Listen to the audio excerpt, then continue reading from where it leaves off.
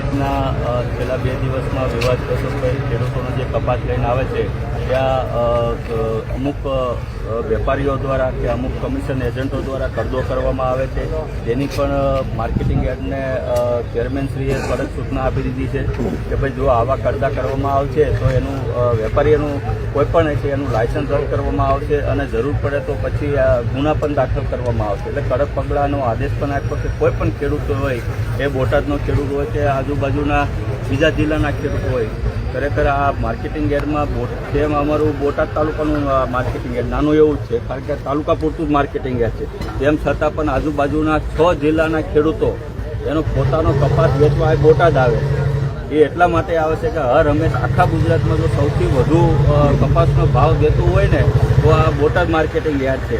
ગુજરાતમાં જે અન્ય માર્કેટિંગ યાર્ડો જે છે એની કરતાં 25 રૂપિયા 50 રૂપિયા મણે વધુ હોય છે આખા ગુજરાત કરતાં. અને બીજું બોટાદ જ એક માર્કેટિંગ યાર્ડ એવું છે કે જ્યાં ખેડૂત સવારે કપાસ હરાજી લઈને આવે છે, સાંજે તો એનું રોકડું 1 કરોડ સુધીનું પેમેન્ટ હોય તો એને રોકડું મળી જાય છે. આગામી સમયમાં પોલીસ તપાસમાં બહાર આવશે. આની તપાસની મેં માંગણી એક CID ક્રાઇમમાં પણ કરી છે. ભાઈ આની જે તપાસ જે છે એ CID ક્રાઇમ દ્વારા કરવામાં આવે. ખરેખર આ કાવતરું જે છે એ ખૂબ ઉચ્ચ લેવલનું કાવતરું છે. બોટાદની જનતાને માર્કેટિંગ યાર્ડને બદનામ કરવા માટેનું આ આખું કાવતરું ઘડાઈ રહ્યું છે.